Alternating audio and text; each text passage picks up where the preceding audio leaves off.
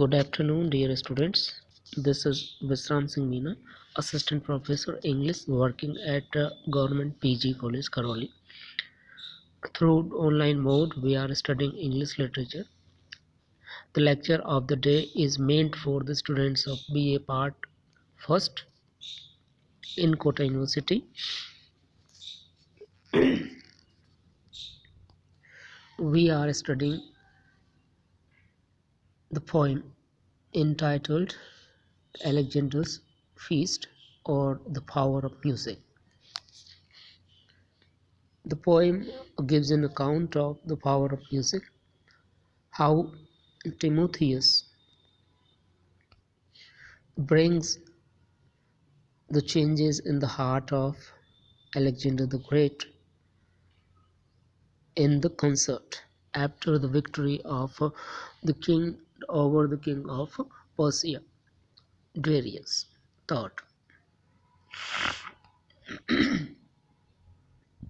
We are to continue this poem.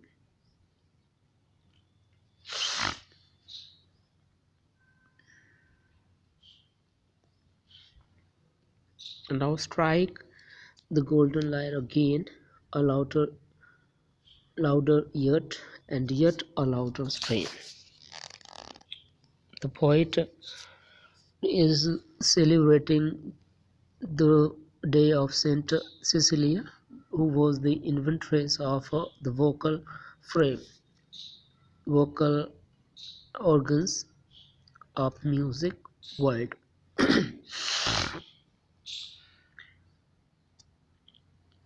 Before this, Alexander the Great was in the power of love and wine, which was inspired or infused in the heart of the king with the help of the music sung by Timotheus, the Greek musician. Now strike the golden lyre again, a louder yet, and yet a louder strain. Now Timotheus changes the strain. Strain means music. And he plays the music which is louder in sound and invokes anger in the heart of the listener, and finds the impression of the music in the character, in the heart of Alexander the Great. Now strike means plays the golden lyre again. The golden lyre is the musical instrument which is the kind of the flute with which lyric is sung.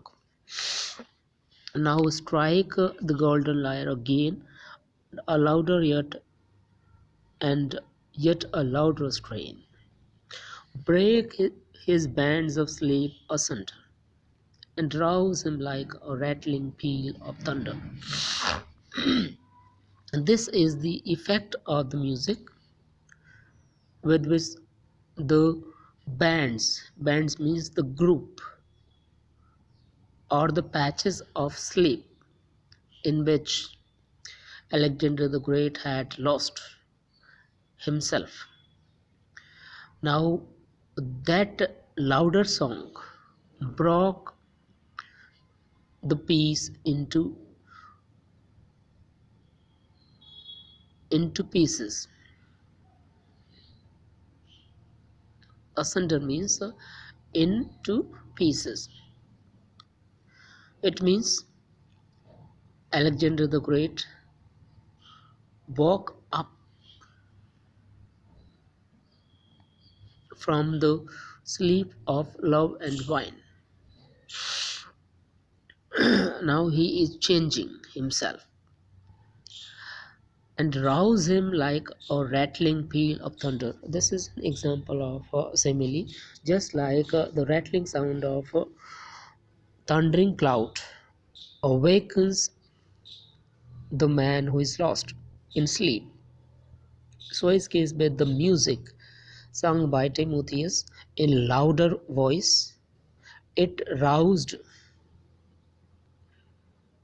Alexander the Great, who had been lost in the effect of wine and love. Now he has been awakened completely, just like he heard the sound of thunder in the sky, and rouse him like a rattling peal of thunder.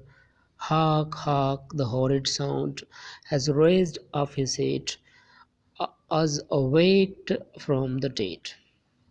Now we are having the another example of simile, that the poet here says that hark, hark means listen, listen. The horrid sound, the horrid means awful or frightening sound of the louder strain, louder music sung by Timotheus has raised up, has awakened the mind of Alexander the Great. He has been awakened from, just like the dead, just like the person who has been died awakens from the grave. So is case with Alexander the Great, who has been lost in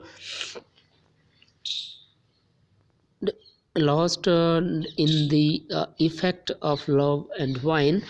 What with the playing of this louder sound, louder music, he has been awakened.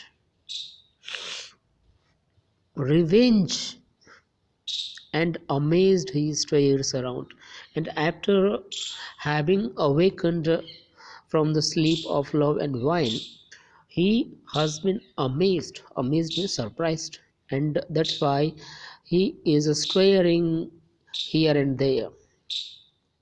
He wants to find what has happened around him. So he is very surprised.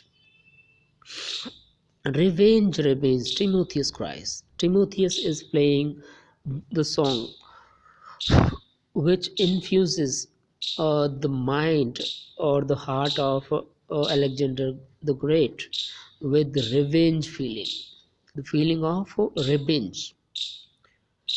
He addresses Alexander the Great to take revenge upon his enemies, however they have been died or they have been killed. But Timotheus wants to take off the sleep of love and wine of Alexander the Great. That's why he addresses him to awaken. Revenge, revenge, Timotheus cries. See the furies arise. He addresses the king that you should see the furies, means the goddesses of fury, goddesses of anger. In the Greek mythology, we have the goddesses of fury, and these goddesses work upon you when you are angry. Means when you become angry, it means you are in the impression of these furies. See the furies arise, see the snakes that they rear, how they hiss in their hair. The poet is giving the portraiture of the goddesses of fury. He says that they have snakes in their hairs, just like Indian girls have flowers in their hairs, in their hair. So is case with these Greek goddesses of fury, they bear snakes in place of hair. See the snakes that they rear, how they hiss in their hair, and these snakes are making hissing sound. So that is an example of onomatopoeia. Onomatopoeia is a figure of speech when this sound or the word echoes the sense. So the word hiss has that kind of figure of speech in it.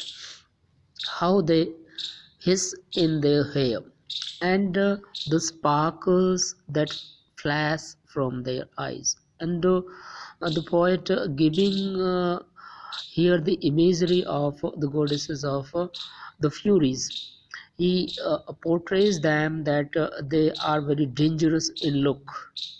They are wearing the snakes in place of hairs, and they are hissing, they are making hissing sound, and this makes the scene very frightening or frightful or awful scene we can see here with the help of the words of the poet. Those, and the sparkles means they are brightening, they are brightening here and there, and we can see the flash of anger in the eyes of the goddesses of Furies.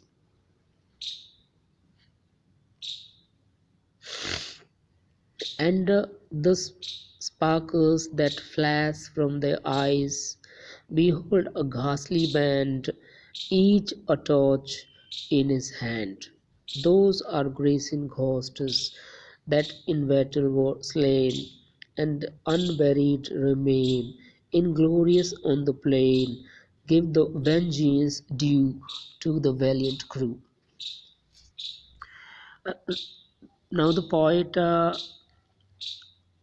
gives another imagery here, and he addresses the king that you should see the ghastly band means group, which is very dangerous, very fearful, because these are having a torch in their hands, having a torch in their hand each. So this makes the scene very ghast means frightening. Behold a ghastly band means group of the ghosts who are bearing the torches in their hands, and they have come out of their respective dead bodies, because they have not been buried properly during their uh, deaths, during their killings, during the war against Persia. Who are these? Those are Grecian ghosts, and these are Grecian ghosts. These were Greece Greek soldiers. They had been died in the battle, and now they have come in the form of the ghosts with uh, torches in their hands. Those are Grecian ghosts that in a battle were slain. Slain means they were killed or murdered in the battle against Darius, the king of Persia. That in battle was slain. Slain means killed. Third form of slay.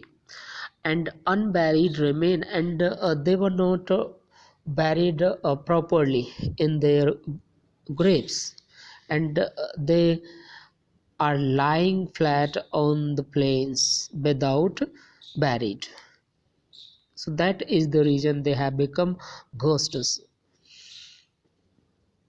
Inglorious on the plain. Inglorious means they have not got the fame they deserved, because they were soldiers, and they were very famous fighters, but they did not get uh, the kind of fame, the kind of reputation they must get.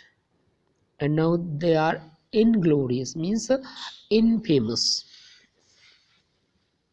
lying on the plains of the plains of Persia.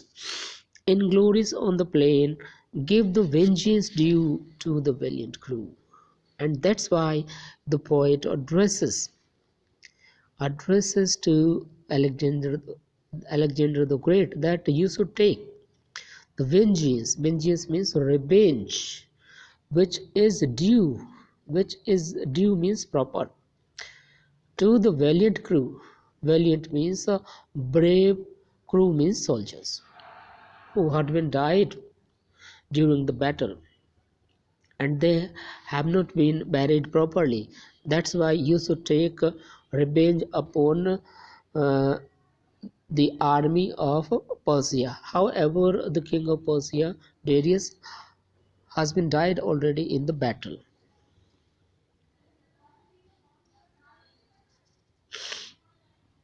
So that's all for today. Thank you and have a nice day.